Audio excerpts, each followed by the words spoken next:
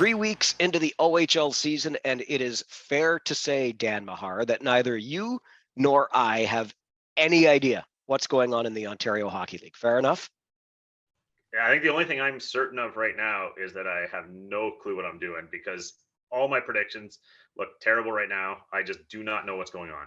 You know, that's the best part about predictions, because you can always look back on them and either make fun of yourself, or others will remind us how dumb we sounded when we did those season previews. And having said all of that, of course, let's remember what I said at the beginning.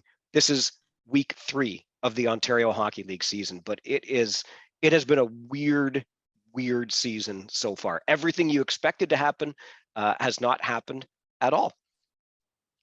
Yeah, basically, I need to thank the Mississauga Steelheads for my only street cred right now, because everything else is about the exact mirror opposite of the script we expected to see. And so, yeah, that caveat of early season is the only thing we can cling to right now, Mike. Okay, this is a reminder to you that it is the OHL podcast. He is Dan Mahar. Find him on Twitter at Tim Wallach, just like the former Montreal Expo. My name is Mike Farwell, on Twitter at Farwell_OHL, and send us an email anytime, ohlpodcast@rogers.com. Actually a few quick things I just wanted to throw onto the podcast as we get things going. Congratulations to Brandt Clark of the Barrie Colts. I don't know, made his NHL debut with the LA Kings this past week. Hey, congratulations to Wyatt Johnson, made his NHL debut and scored his first NHL goal with the Dallas Stars. And I would be remiss if I didn't give a little nod to one of my favorite stories in junior hockey over the last little while, and that is Arbor Jacki, undrafted to the O, undrafted to the show, and has his first NHL point and assist with the Montreal Canadiens. So some former OHLers making good, although Johnston and Clark may be back in the OHL. That remains to be seen if they stay up with the big clubs. But having gotten those little notables out of the way, Dan, full credit to you for your description of the OHL's Midwest division, or do we now call it the Midworst? Because we all said coming into the season that this would be a scary division in terms of it would be scary to play the teams there. But the early results are anything but. What's scary is how poorly some of these teams are performing.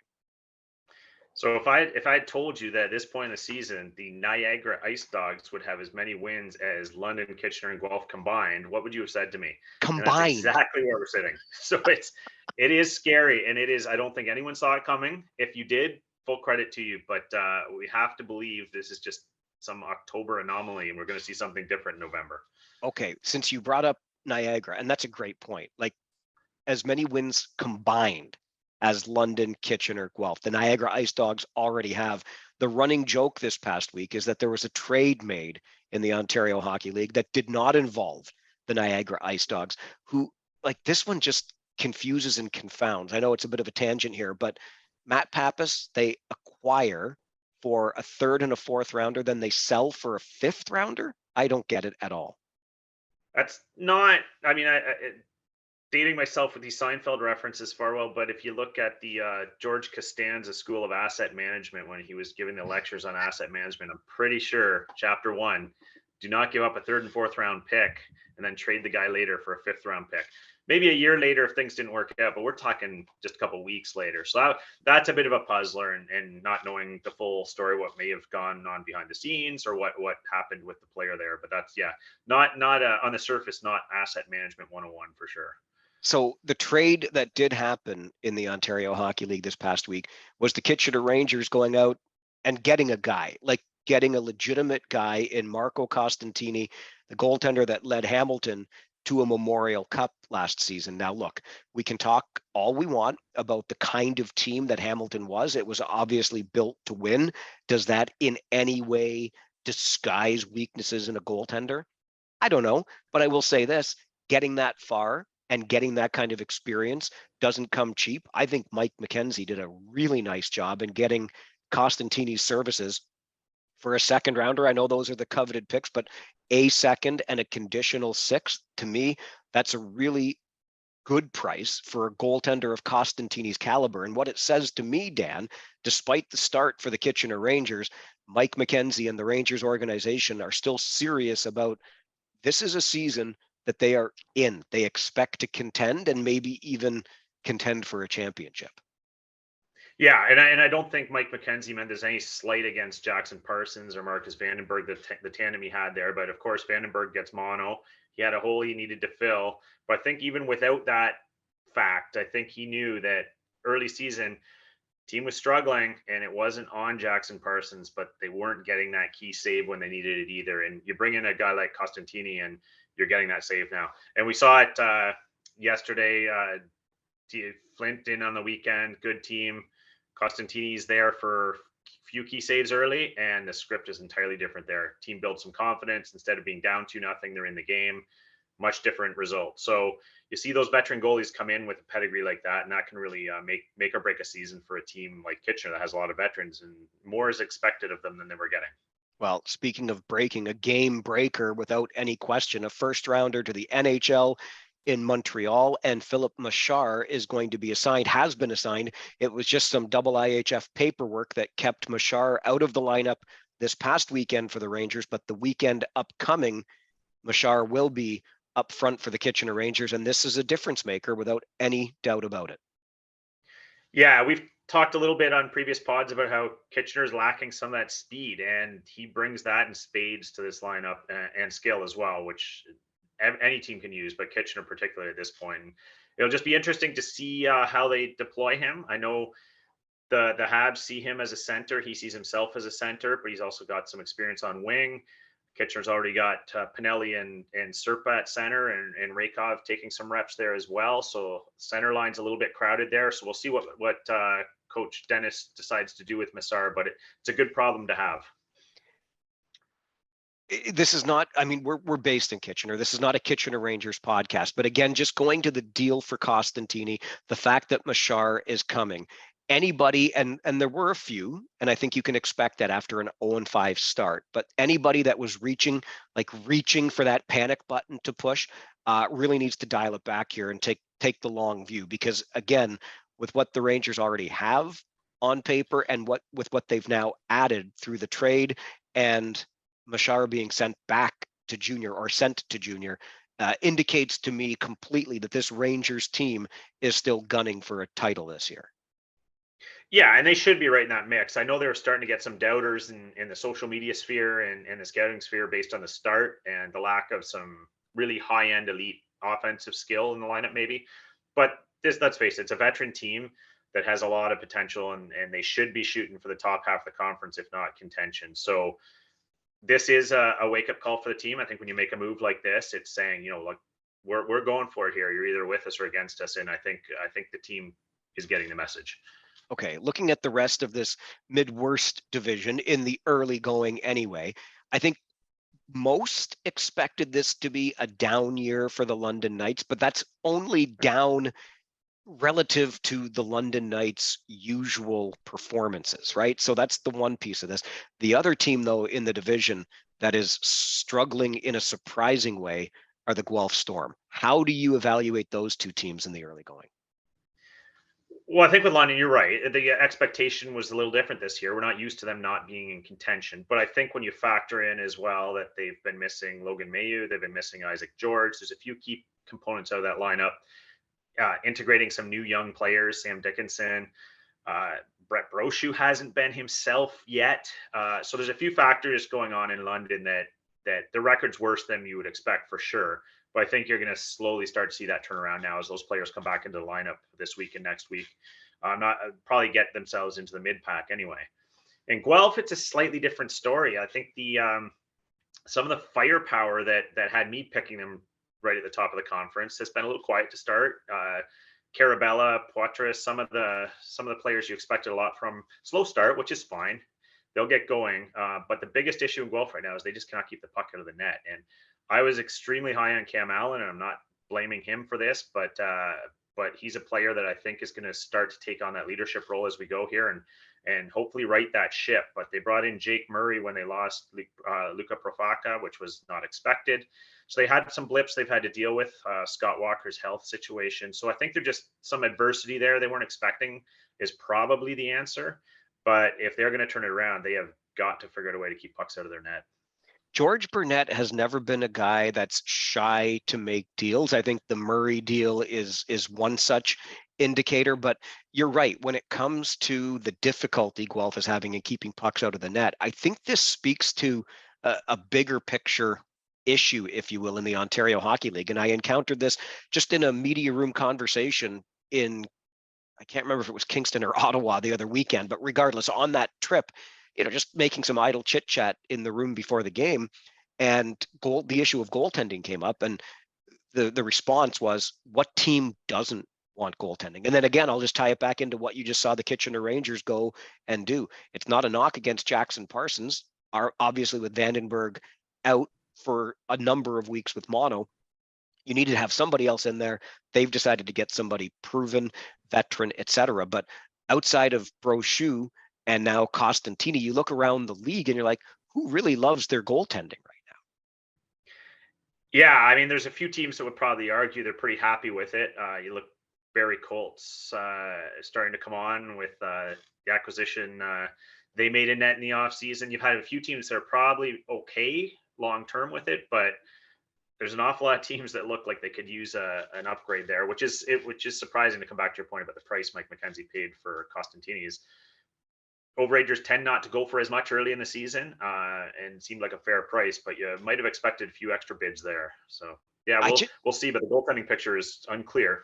Yeah, and I just don't know, if that's your issue in Guelph, for example, where do you go and start to even consider plugging the hole? Because it's such a prized commodity. And again, this is something we've talked about in the league for a number of years. So heck, wasn't there virtually a summit in Canada about how we as a country are not developing goaltenders anymore in the game of hockey? I think it's a real legitimate concern. I mean, you look at Carey Price's health going south and not being available to Canada anymore, and then you start to ask yourself, well, who are the three goalies the next World Cup or Olympics? And the list gets pretty thin pretty quickly. And it's been 20 years or more since we've really developed a lot of high-end goalies. So there's something in Canadian hockey circles that with goaltending that is just not really working out at the same pace as other countries. And what that is, I'm not sure, but you have a junior league like the OHL where some of these young kids come in and it's tough for them to get a shot at the crease till they're 19 or 20 oftentimes. So maybe it's there. Maybe there's something to be said about having those goalies play starter role at a lower league till they're a little bit older. But whatever it is, it's not happening in Canada very much right now. All right, if the OHL's Midwest division is the one that's surprising for its slow start, when we shift our attention to the Eastern Conference, a team that I recall you and I in our Eastern Conference preview, Dan, talking about the Ottawa 67s as a team we weren't sure who or what they were. And I guess the early returns tell us that they are perfect. 6-0 out of the gate. And these are not getting by the skin of your teeth games, with the exception, I guess, maybe of that 7-6 shootout win over the Oshawa Generals. I think that was game 1 or 2. But other than that, they handed it to the Guelph Storm this weekend. They took pretty good care of the Kitchener Rangers. I could go on and on. That 6-0 start is not a mirage in the nation's capital. No, and I don't think either one of us are totally surprised either. When we discussed the Eastern Conference before the season, I think we both saw a lot of potential in that Ottawa lineup. And the one thing I was toying with my predictions, I kind of had Ottawa mid-pack, but I was hesitant because you have a player coming back of Jack Beck's caliber. We talked about some of the other players taking a step forward, Luca Pinelli, and you got Matera on the back end. They're bringing a number of new players in that have a lot of skill, and you start to think, there's a lot of pieces in that lineup to do some damage. And I think I'm not expecting them to go 68-0, but I think it's fair to say that they're going to be right there in the East.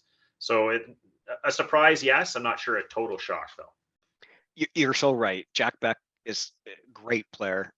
Stonehouse and Pinelli, Boucher are really nice pieces up front. Mateer, we talked about on the podcast last week, a great piece on the back end. They're getting goaltending. And let's be clear about this too. From the behind the bench to the front office, with James Boyd as GM and Dave Cameron as coach, they are a really well-structured organization. Yes, they are. They're a professional organization that bring in people that are serious about winning. They just need someone to help the media, and they're rolling. That's all I ask for. Just give me some notes before I do a game. Help me help you. It occurred to me when I took a look at some numbers before we sat down today, Dan, and I'll just throw this one at you. But did you know that the Ottawa 67s are not the only undefeated team in the Ontario Hockey League right now? You know what? Only in my very last minute scans did that come up. But Okay, yeah, it's surprising. Yes, there's another team further to the west, right? Exactly.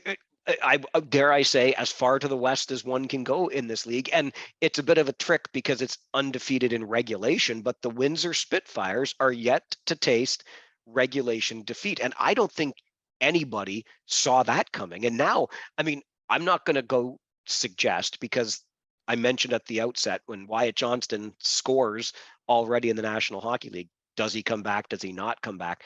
I wouldn't suggest that the Spitfires are making a decision whether or not they build around him and go for it again or not. I think this just surprises me from a team that made a bunch of deals last year to get where they got to be in this position early on. Yeah, you wouldn't expect it, but I think we referenced this when we were talking about the Hamilton Bulldogs in the preseason pod. Was that when you go that far in the playoffs, there are benefits you reap from that throughout the lineup in the following years. And you look and you see, 8, 9, 10 players sometimes leaving your lineup, and you think, oh, they're dead, they're going to come last place. But you can't discount the step forward in the learning that those other players took from that experience. And that's why I'm never quick to write off championship caliber teams the next year, despite who they lose, because there's often huge leaps forward. And that's why GMs that are astute recognize that, and they really want to try and win as much as they can, because it just reaps benefits in subsequent years. And I think that's what you're seeing so far with Windsor. There's some learning there that happened.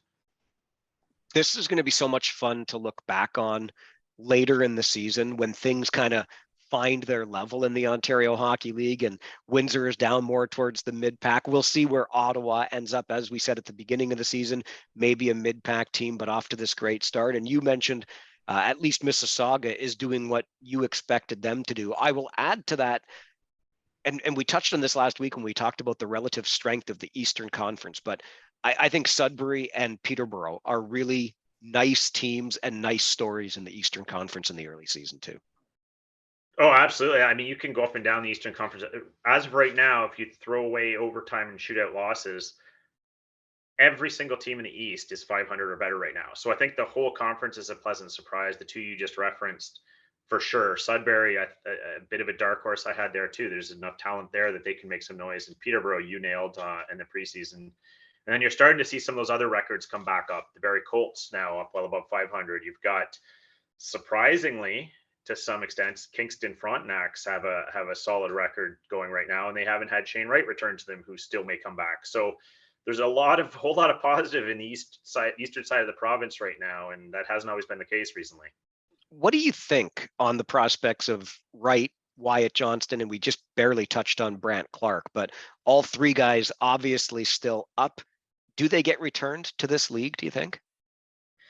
Well, I know that the LA Kings have an abundance of defense, particularly right defense right now. So for Brandt Clark to still be there speaks to how well he played in the camp in early season. I suspect he's going to make his way back to Barrie at some point this year, whether it's after the World Juniors or even earlier.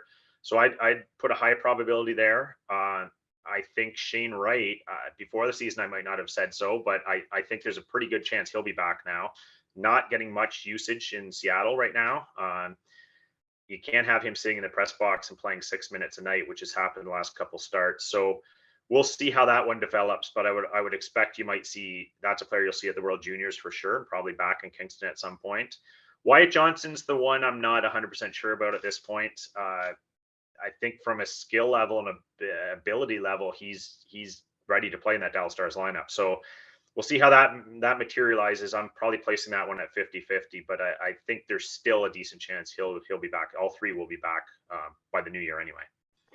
Not any intention of coming back, can't come back to the Ontario Hockey League, so don't misunderstand when I bring up the name Arbor Jacki. But even as the season started, there was talk about him being in the AHL as opposed to with the big club. He starts with the big club. I made reference to his assist, and I just want to bring this up just because I think he is such a great story, just hard work and determination. But I don't think there's much idea of taking Arbor Jacki out of the lineup. That game where he registered his assist, he also played 12 minutes, Dan. That's not chump change for a defenseman in the National Hockey League. No, and the Montreal Canadiens' top two left defensemen were supposed to be Joel Edmondson and Mike Matheson. They're both out of the lineup right now, so that's keeping Jacki there, and he's acquitted himself well. He had a decent season opener after a great camp. A bit of a rough game too. Made some mistakes, but as we know, with that kid's learning curve, he just figures it out. And game 3 had another really strong game. So we'll see as those veterans get healthy. I think what Montreal's finding out right now, they've got 4 rookies on defense right now, and they're all acquitting themselves very well. Caden Gooley and Jordan Harris in particular. So I suspect, don't be shocked, OHL fans, if you see Arbor spend some time in the AHL this year. It's not a knock on him. That was always the plan as the lineup got healthy. But he is sure making a case for himself. And if he's not a full-timer for this whole season, he will be next year, because he's right there, and we're seeing it. Anyone who knows me knows that I cannot possibly even utter that team's name without it catching in my throat a little bit. Can't stand the organization, but I love that story. Arbor Jacki is a great story. I'll continue to cheer for him and follow with a pretty close eye as he moves forward in his pro career. Okay, let's keep the focus on just individual players, because a guy that jumped out to me, and I know, like, okay, Farwell, pick somebody that is, a little bit more surprising or unexpected, but he's a first rounder to the National Hockey League. The New York Rangers love him for a good reason, but having seen Brennan Othmann up closer than I had obviously at any other point this season, it looks to me, Dan, and it's not to take anything away from Pavel Minchikov or any of the other guys that are off to great starts, but to me, this is Brennan Othmann's league this year, and the rest of us are just playing in it. Yeah, Brennan Othmann, I mean, has as good hand-eye as you'll see in the league. Just dynamic offensive instincts, that dangerous 3 or 4 times a period every game. So just a treat to watch, and maybe almost a little bit too good right now, because when watching the Flint Firebirds, my one criticism would be maybe looking for Brennan Othmann a little bit too often and becoming predictable. And you see that kind of shutting down their offense at times right now. And that's certainly not a knock on him. Obviously, he's stirring the drink right now. But if you get a chance to get out and watch that player, you won't be disappointed. That's the player that's going to be in the NHL sooner than later. I was really surprised by the Firebirds weekend, to be honest with you. They put up a big crooked number on Erie to open the weekend, winning 8-1, but then they go into St. Catharines, grab a 3-0 lead, and then give up 7 to the Ice Dogs before coming in. And I know it's the third game in 2.5 days and nobody likes it. That was a long weekend on the road for the Flint Firebirds, but surrender 6 to a previously winless Rangers team. It's not what I expected from Flint, a team that many of us, and you and I would be included in that, thought might be the cream of the Western Conference this year. Yeah, and we don't want to give them too many excuses about the compacted schedule, because every team in the OHL is going to have that excuse multiple times this year, running on fumes in game 3 in the weekend kind of thing. But watching that game, you clearly see it. When teams are on their third game in 2.5 days, often it doesn't go their way, but the starts are usually fine. And at some point during the game, depending on how it's going, they either find the fumes to get through the game, or there's enough pushback from the opponent that they just kind of fold. And I think that's what we saw with Flint in game 3 on their weekend, where had enough muster in the tank to kind of compete in the first period. But as soon as there started to be some significant skating and pushback from the opponent in the second period, the energy ran out. And when you're on game 3, you can't find it again later in the game. And I think that's what we saw with Flint. So we'll give them a bit of a pass on this weekend, but I think there are some things to fix there, just like just about every team in the West right now. When you look at the league, Dan, just as we wrap up this episode of the OHL podcast, we talked about attendance numbers in the opening weekend, which seemed pretty strong across the league, which was a nice indicator to me that maybe we are kind of getting back to that normal. It feels to me that the caliber of play is where it needs to be for this league to entertain its fans again for a full 68 game sked. How do you feel about where the league is at in terms of that caliber of play? Yeah, so I think it's a much longer discussion to talk about that overall, the way the play has changed over the decades and whatnot. But I think the biggest positive takeaway I have from the early season is maybe the parity piece and the fact that every team has someone or multiple players worth coming to see. There aren't those dud teams where there's just no point in buying a ticket to go see them. Every team has something to write home about and something worth the price of admission. And there's no team that's getting blown out of the water right now. When the worst teams in the league are Kitchener and London, your league's in pretty good shape. So I think that's my biggest takeaway, Mike. The state of the league right now is there's a whole lot of positives across the league. There's no team that's saying, this season's a write off before it starts, and that's a great thing. When the worst teams in the league are Kitchener and London, your league is in pretty good shape. Just tell that to the fan bases in Kitchener and London. Well, you know what? We talk about being based in Kitchener, and we have some good friends in London too. And I think that we've had enough good fortune over the years that we can suck it up for a bad month or two. So you can share your feedback with us on this podcast. The email address is ohlpodcast@rogers.com. He is Dan Mahar. Find him on Twitter at Tim Wallach, just like the former Montreal Expo. I'm Mike Farwell at Farwell_OHL on Twitter.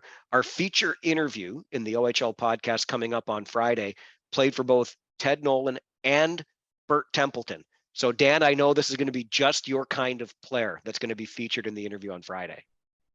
Can't wait for those stories. Yeah, we're going to have to devote one of these smaller snack-sized episodes to just the glory days of the 1980s when you and I were cutting our teeth as fans and going to the Kitchener Memorial Auditorium and watching the Antosky brothers run around. Those were good days. Oh, were they ever? So many good memories, but not always good memories for the players, but good memories nonetheless. Please like the podcast, subscribe to the podcast, tell a friend about the podcast, and leave us a review. We always want to hear from you. Again, the email address is ohlpodcast@rogers.com. He is Dan Mahar. My name is Mike Farwell. Listen for that feature interview on Friday. Played for Nolan, played for Templeton. Oh, played in Guelph too with some guy named Jeff O'Neill. You'll find out who he is on Friday, the next episode of the OHL podcast.